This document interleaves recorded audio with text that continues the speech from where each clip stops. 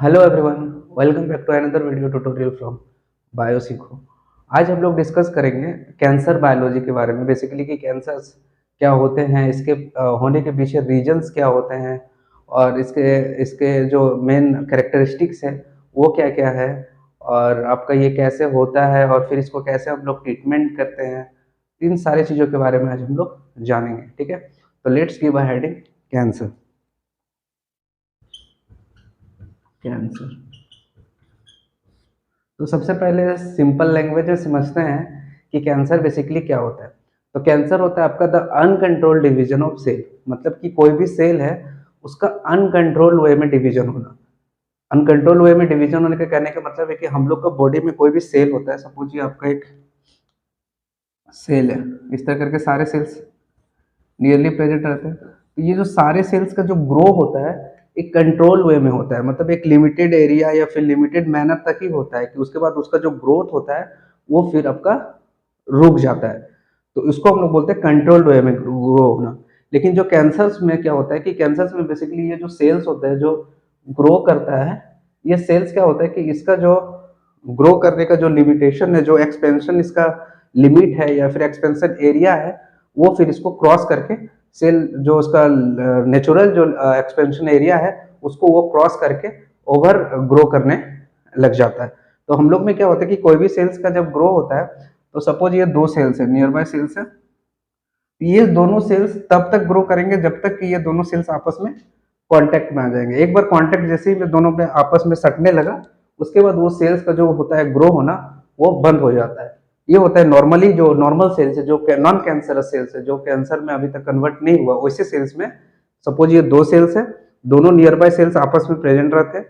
तो ये दोनों सेल्स तब तक ग्रो करेंगे जब तक ये दोनों आपस में कांटेक्ट में ना आ जाए। जैसे ये दोनों सेल्स आपस में कांटेक्ट में आ गए, ये दोनों सेल ग्रो करना बंद कर देगा। ये होता है हम लोग के जितने भी नॉर्मल सेल्स जो होता है हम लोग बॉडी में, उसका ग्रो इस तरह टाइप से होता है।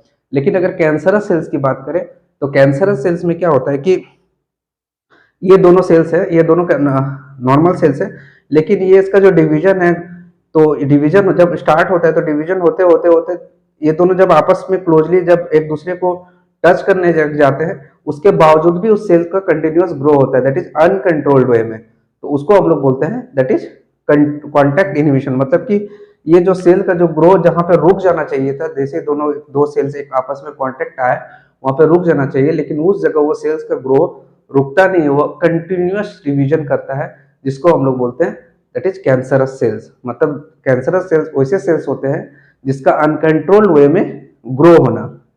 ठीक है, और इसको हम लोग एक टर्म का नाम से जानते हैं, जिसको बोलते हैं हम लोग दैट इज टेक्निकल टर्म बोलते हैं, दैट इज कॉन्टैक्ट इनहिबिशन।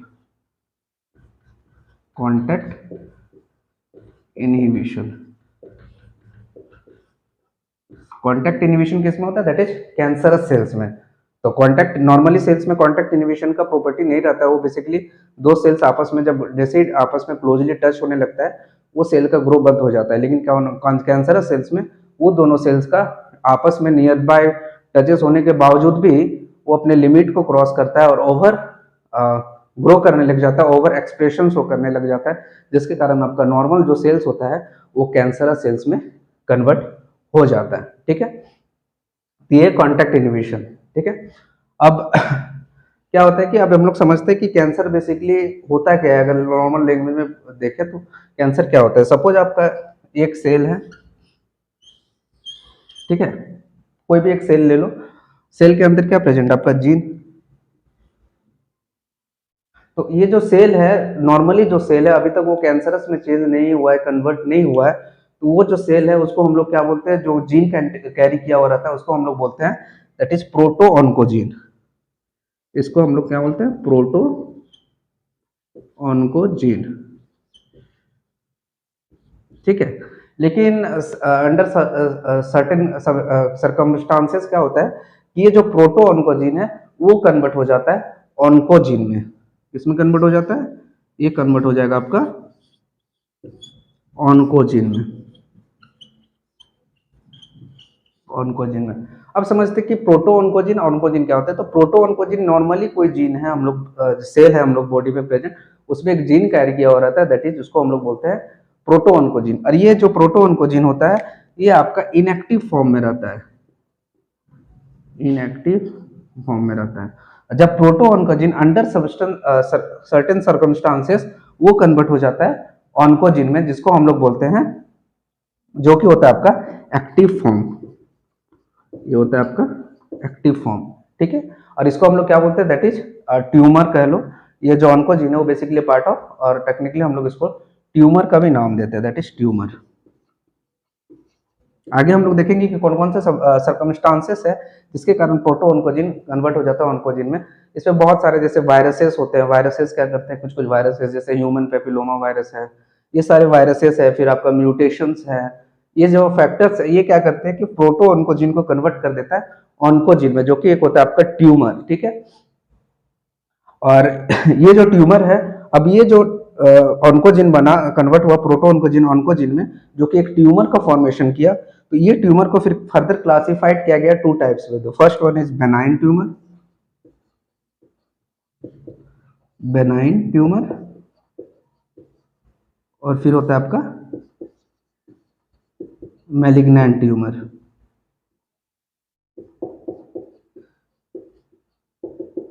ठीक है। बेनाइन ट्यूमर और मैलिग्नेंट ट्यूमर क्या कहते हैं, ये बेसिकली ये जो दोनों ट्यूमर है ये अनडिफरेंशिएशन फॉर्म है सेल का, किसी भी सेल का है अनडिफरेंशिएटेड फॉर्म है। क्या है, that is undifferentiated form, undifferentiated.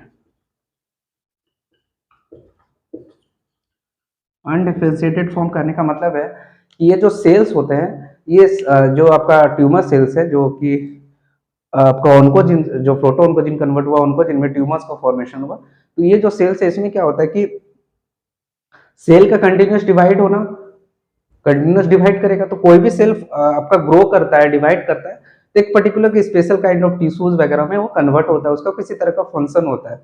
लेकिन ये जो कैंसरस ट्यूमर सेल्स है, जो कि ट्यूमर का फॉर्मेशन हुआ कैंसरस सेल्स है, ये क्या होता है कि कंटिन्यूस डिवाइड करते रहेगा, लेकिन उसका किसी तरह का स्पेशलाइज्ड जो बोलते हैं एक फंक्शन होना, वो फिर नहीं होता, उसका किसी तरह का रोल नहीं होता। जैसे अगर प्लांट की बात करें तो प्लांट में मेरिस्मेटिक टिश्यू होता है, मेरिस्टेम्स का कंटिन्यूस ग्रो करता है, होता है, लेकिन वहां पे उस मेरिस्मेटिक टिश्यू का फिर फर्दर कोई काम नहीं रह जाता, किसी तरह का स्पेशलाइज्ड काइंड ऑफ टिश्यू में वो कन्वर्ट नहीं हो पाता है, उसी को हम लोग बोलते हैं अनडिफरेंशिएटेड फॉर्म। तो ये जो दोनों ट्यूमर है अनडिफरेंशिएटेड फॉर्म है, मतलब इसका ग्रो होना, जो उसका कोई भी सेल्स का जो टारगेट होता है that is to be converted into specialised tissue और specialised cell.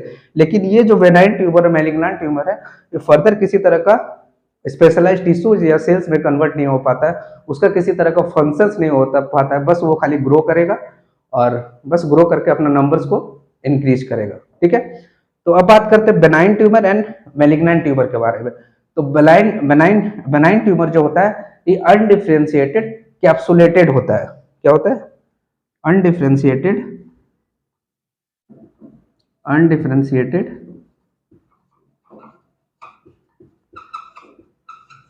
Capsulated.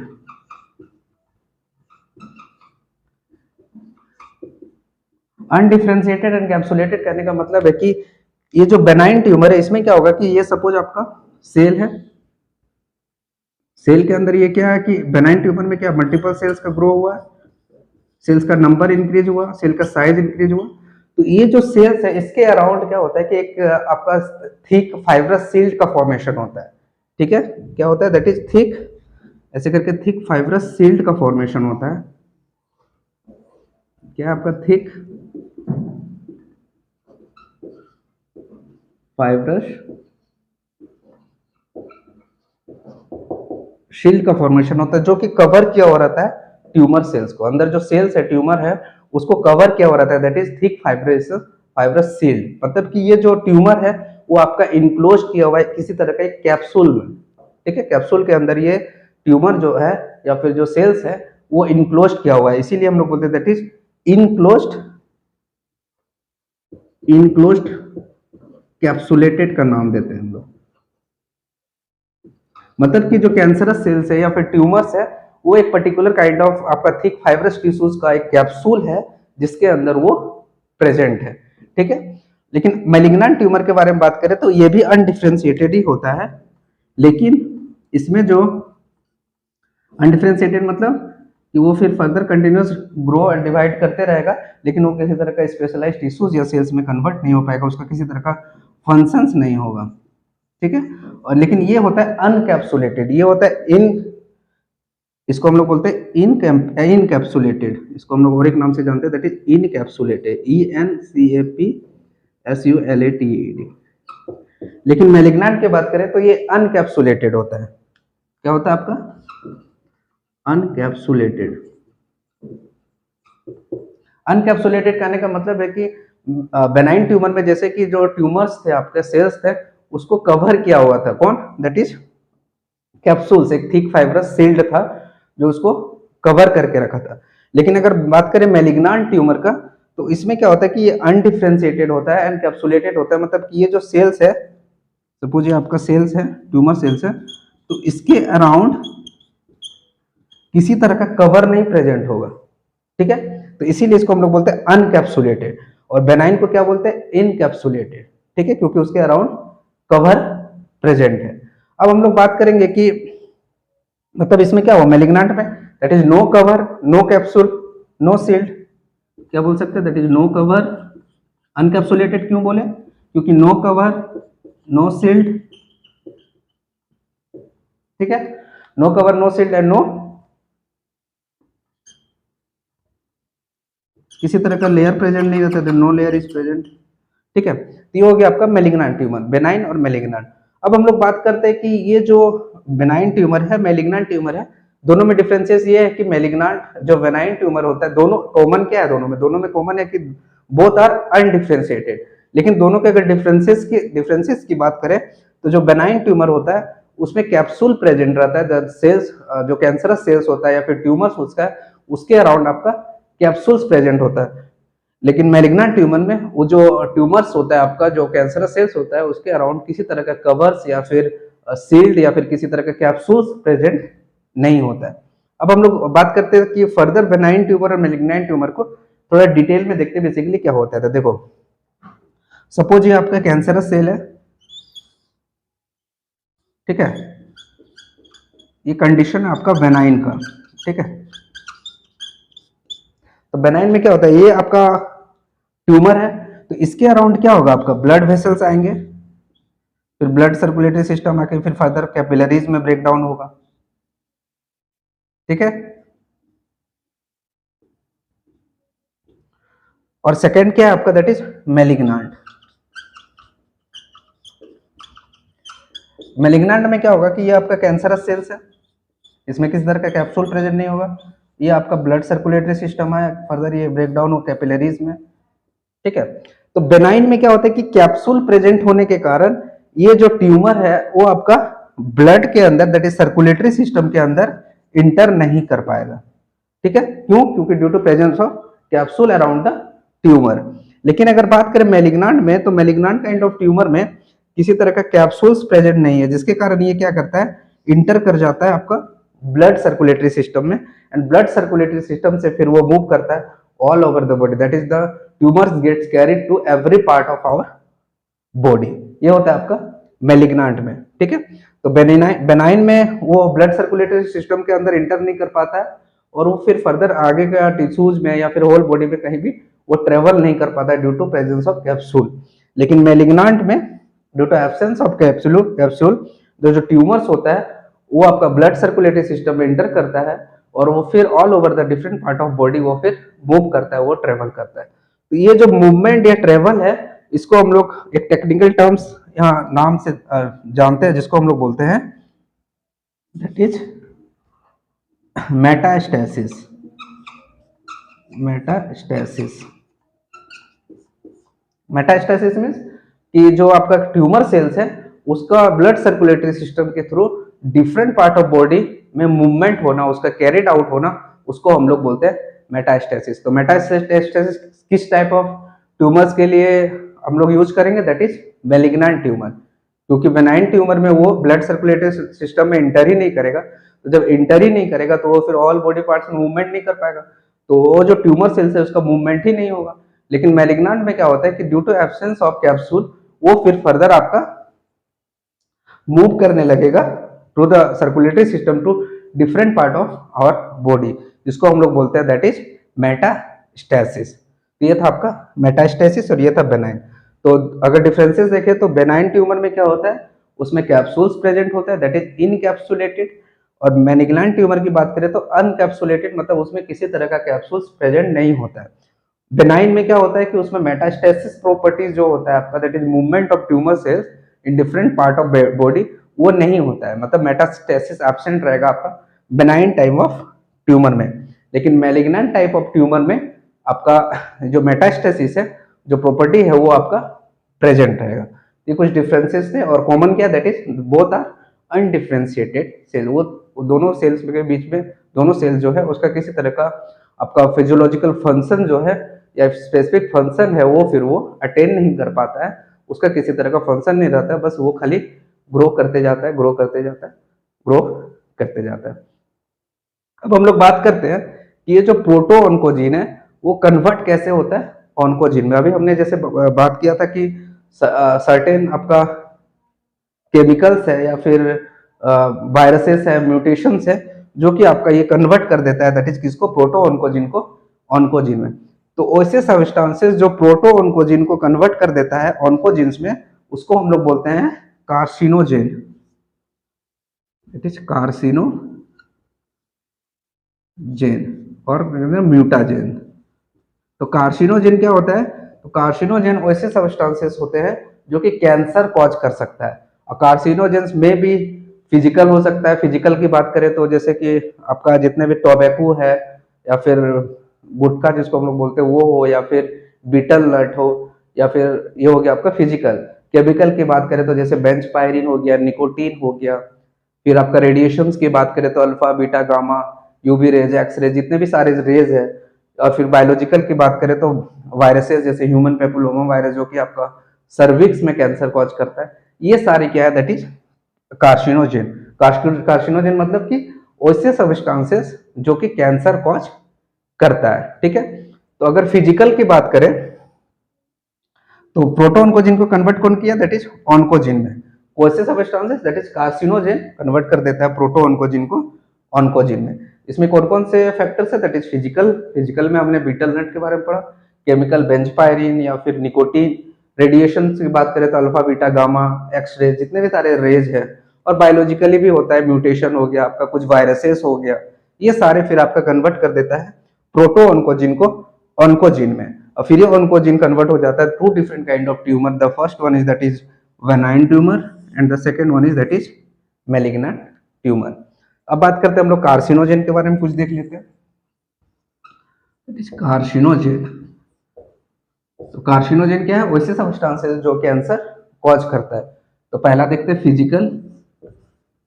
Physical carcinogens कौन कौन से, जैसे कि आपका बीटल नट, फिर जितने भी आपका टोबैको है, च्यूइंग टोबैको, ये सारे क्या है दैट इज कार्सिनोजेन है, फिजिकल कार्सिनोजेन के अंदर रखा जाए। फिर केमिकल की बात करें तो बेंचपायरिन सेकंड हो गया आपका केमिकल, इसमें हो गया बेंचपायरिन, निकोटीन, ये सारे सब्सटेंसेस जो केमिकल्स है जो कि हमें कैंसर कॉज करता है दैट इज प्रोटो ऑन्कोजिन को कन्वर्ट कर देता है आपका ऑन्कोजिन में। फिर कुछ रेडिएशंस है जो कैंसर कॉज करता है। रेडिएशंस कैसे, जैसे कि आपका alpha, beta, gamma, X rays, ये सारे जितने भी रेज हैं ये भी कैंसर कॉज करते हैं हम लोगों में। और अगर fourth one that is biological की बात करें तो म्यूटेशंस हो गया, फिर आपका वायरसेस हो गया। वायरसेस में जैसे आपका human papilloma virus, papilloma virus जो कि कैंसर कॉज करता है आपका सर्विक्स में। तो ये सारे कुछ ब्रॉड कैटेगरीज है आप कार्सिनोजेन का, जो कि कन्वर्ट करता है किसको, दैट इज प्रोटो ऑन्कोजिन को ऑन्कोजिन में, ठीक है। तो ये था आपका कार्सिनोजेन। तो कार्सिनोजेन बेसिकली क्या है, वैसे सब्सटेंस है जो हमें कैंसर कॉज करता है। कौन कौन से सब्सटेंसेस, इसको फिर फर्दर 4 ब्रॉड कैटेगरीज में डिवाइड कर दिया गया। That the first one is physical carcinogen, इसमें बीटल नेट या फिर जितने भी च्यूइंग टैबैको है वो सारे इसके अंदर रखा गया। And the second one is that is chemical. Chemicals में कुछ केमिकल्स है जैसे बेंचपायरिन हो गया, निकोटीन हो गया, फिर रेडिएशंस में alpha beta gamma delta X ray जितने भी रेज है, और फिर fourth one that is biological में म्यूटेशंस हो गया, वायरसेस हो गया, ये सारे क्या करते हैं सेल्स में चेंजेस लाता है और फिर वो कन्वर्ट कर देता है प्रोटो ऑन्कोजिन को ऑन्कोजिन में, फिर जिसके कारण क्या होता है जो नॉर्मल सेल होता है हम लोग का वो एबनॉर्मल तरीके से बिहेव करने लग जाता है, उसको ग्रो अनएबनॉर्मल होने लगता है, वो अनडिफरेंशिएटेड में कन्वर्ट हो जाता है और फाइनली वो कन्वर्ट हो जाता है आपका ट्यूमर में। फिर फर्दर वो ट्यूमर दो डिफरेंट आएगा that is benign and malignant. तो ये था आपका कैंसर कॉजिंग एजेंट। अब हम लोग बात करेंगे सम कैरेक्टरिस्टिक अबाउट कैंसर, ठीक है।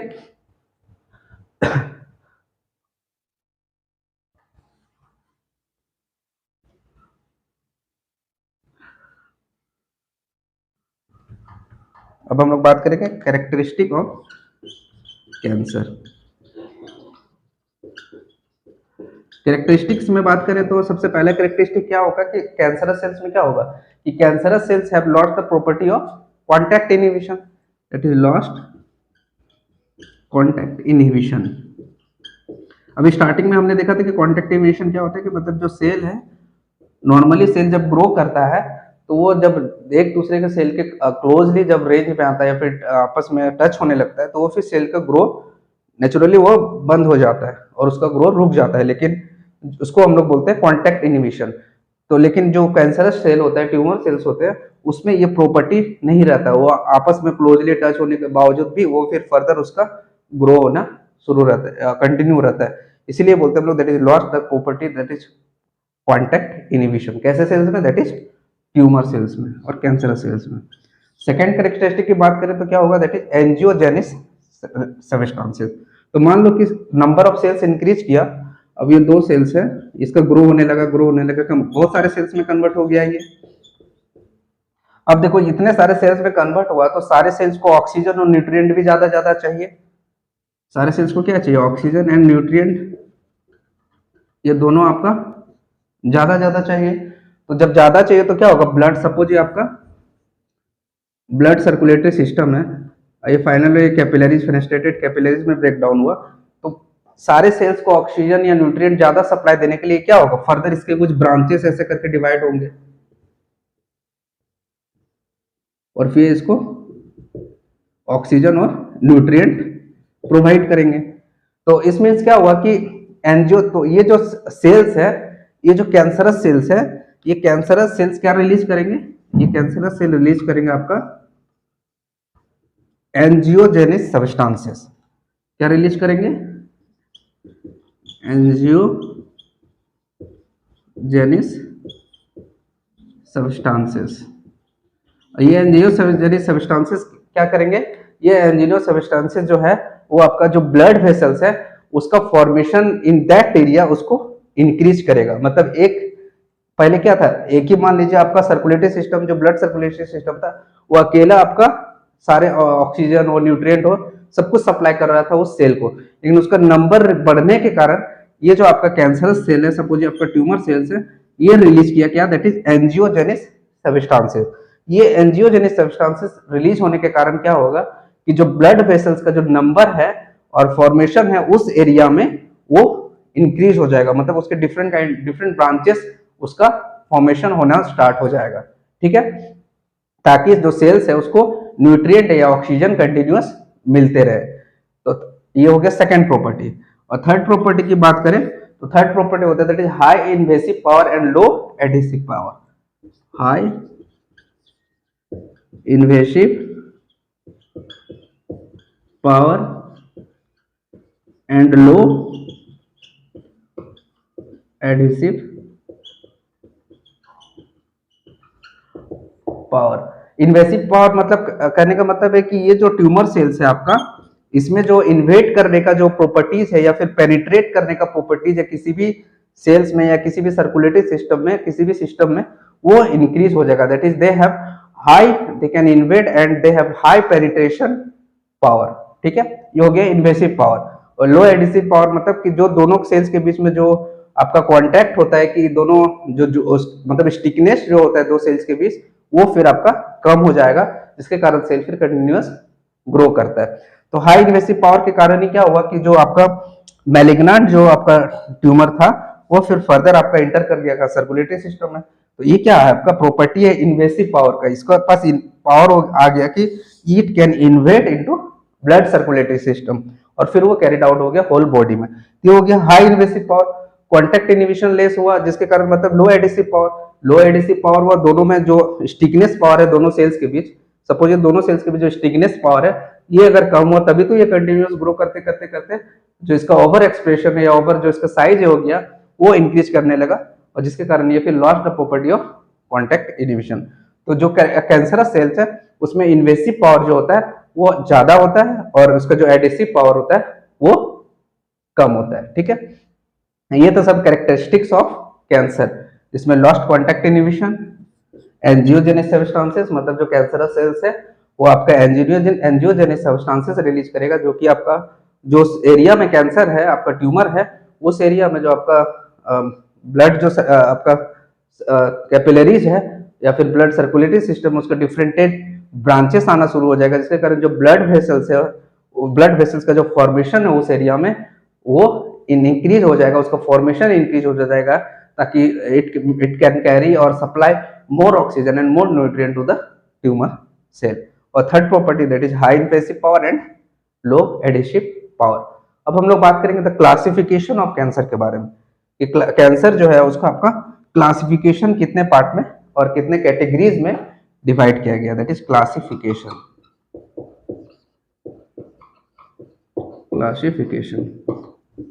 तो मेनली इसको three two four different kind of आपका ब्रॉड कैटेगरीज में इसको डिवाइड किया गया। The first one is that is carcinoma. Carcinoma मतलब कहने का मतलब है कि जो epithelial, the cancer of epithelial tissue, जैसे स्किन हो गया, इवन म्यूकस मेम्ब्रेन, ये सारे जितने भी कैंसर है जो कि एपिथेलियल टिश्यू में होता है उसको हम लोग रखते हैं अंडर दैट इज कार्सिनोमा। तो कार्सिनोमा क्या है? Carcinoma is the cancer of epithelial tissue.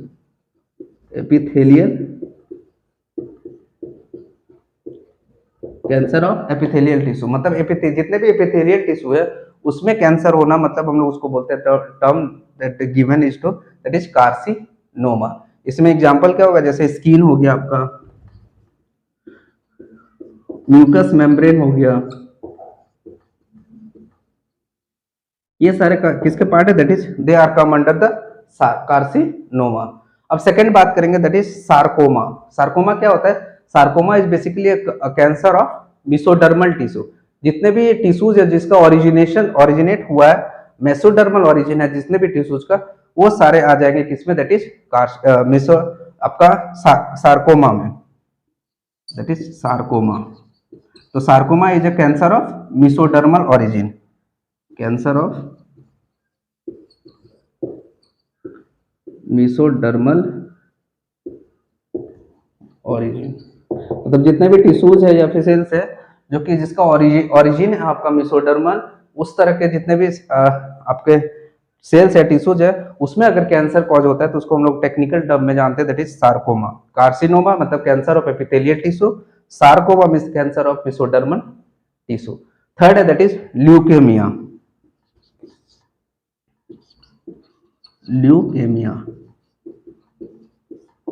ये हो गया आपका ब्लड कैंसर।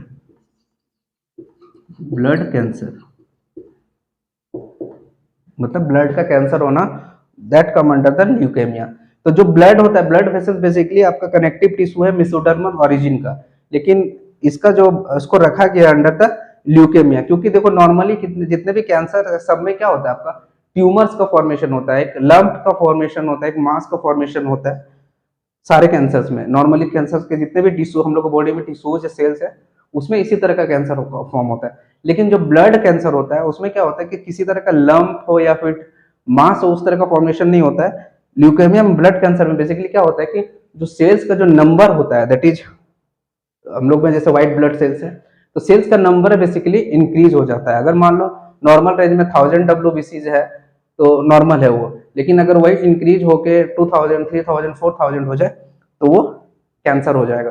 तो आपका ल्यूकेमिया में किसी तरह का लंप या फिर किसी तरह का मास ऑफ सेल्स नहीं फॉर्मेशन होता है, जो कि बाकी टिश्यूज और सेल्स में हो रहा था। इसीलिए इसको अंडर एक ब्रॉड कैटेगरीज में रखा गया, जिसको हम बोलते हैं leukaemia, that is blood cancer. तो ब्लड कैंसर किसी तरह का, ये दोनों कैंसर्स में क्या है, कार्सिनोमा, सार्कोमा में इसमें लंप मास का फॉर्मेशन होता है, लेकिन ल्यूकेमिया में बेसिकली नंबर ऑफ सेल्स जो होता है वो इंक्रीज हो जाता है। कोई भी सेल दैट इज डब्ल्यूबीसी जो है उसका नंबर इंक्रीज हो जाना, इसीलिए इसको हम लोग अंडर एक डिफरेंट कैटेगरीज में रखे हैं, इसलिए हम लोग बोलते हैं ल्यूकेमिया। तो ये 3 डिफरेंट ब्रॉड कैटेगरीज हैं जिसमें कैंसर को क्लासिफाई किया गया है। ठीक है, तो ये था आपका क्लासिफिकेशन कैरेक्टरिस्टिक। अब हम लोग बात करेंगे कि ये जो कैंसर है इसका डिटेक्शन कैसे करते हैं हम लोग, इसका डिटेक्शन।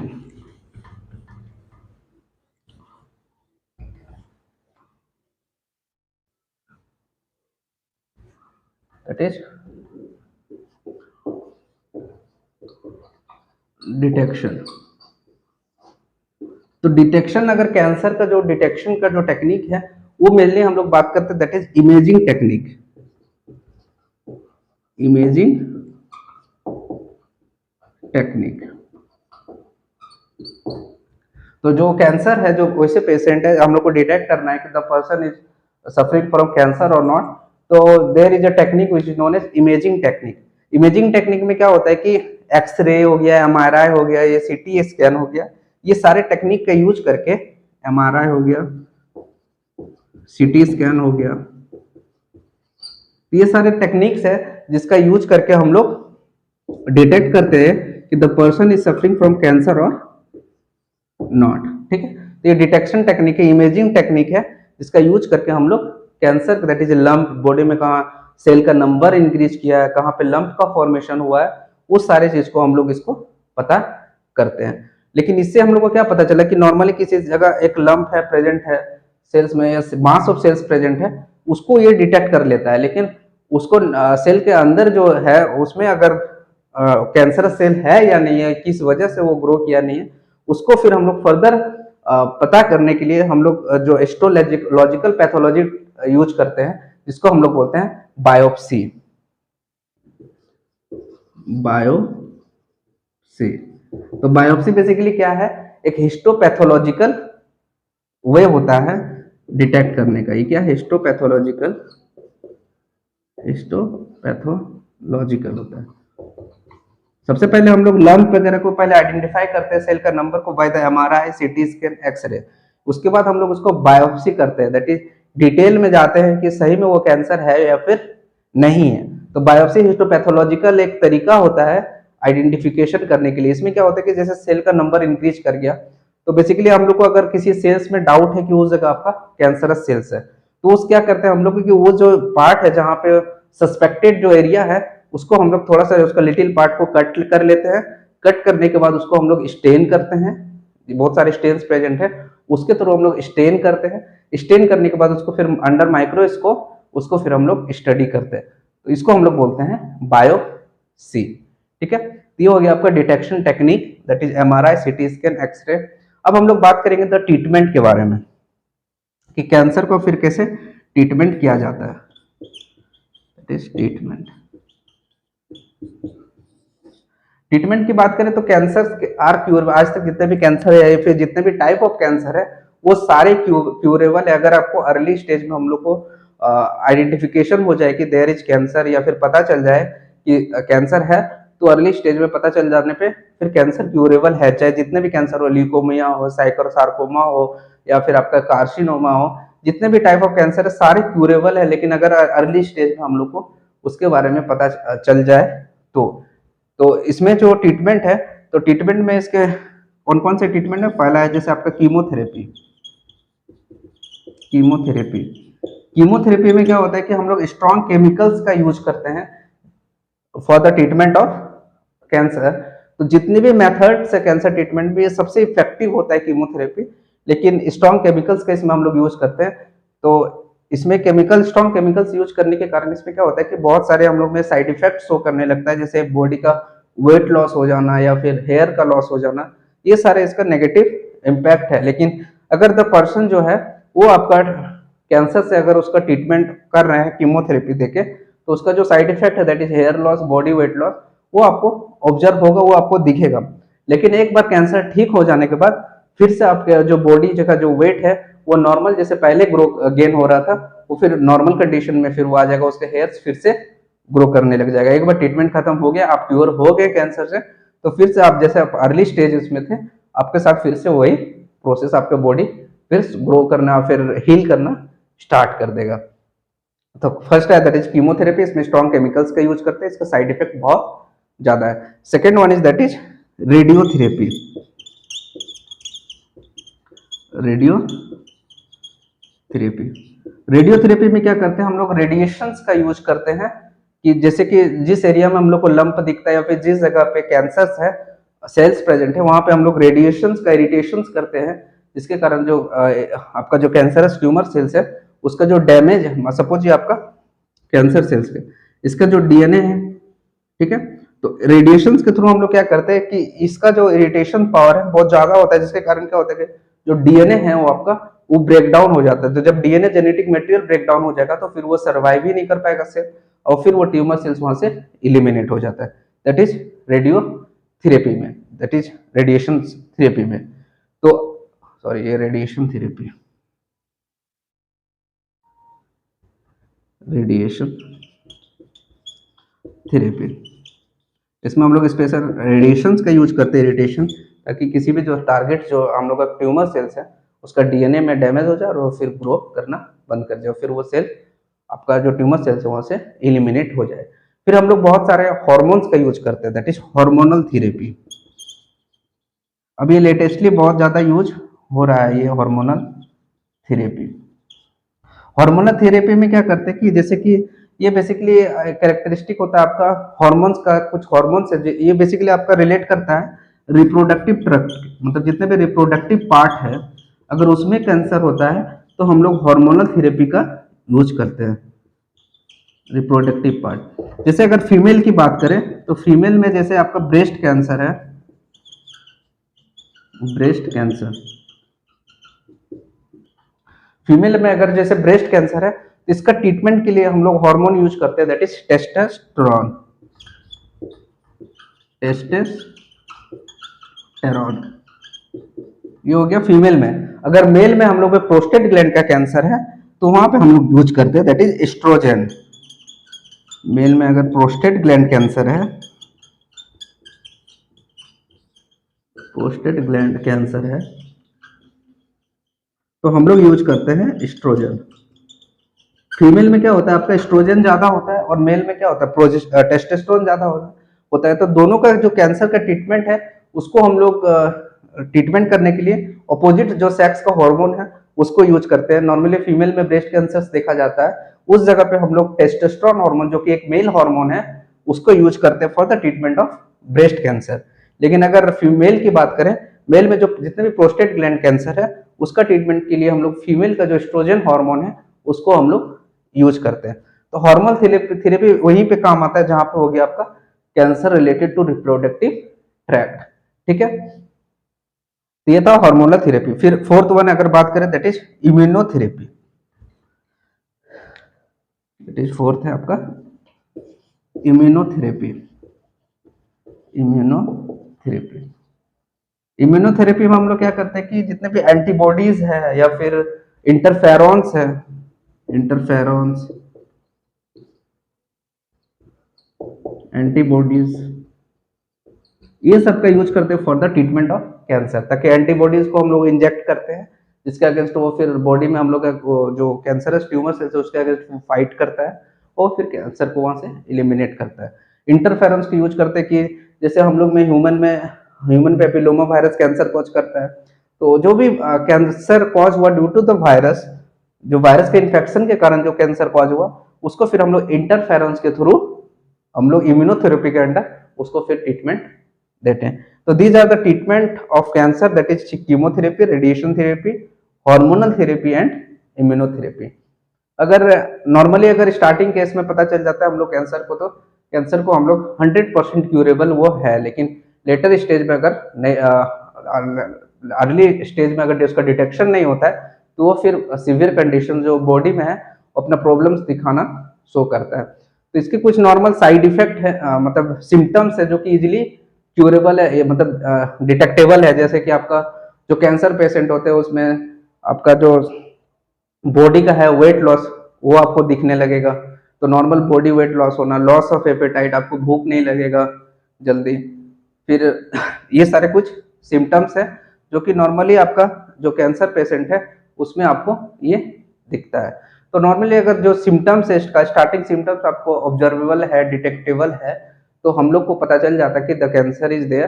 फिर हम लोग अगर ट्रीटमेंट लेते हैं तो फिर हम लोग को वो क्यूरेबल हो जाता है 100%।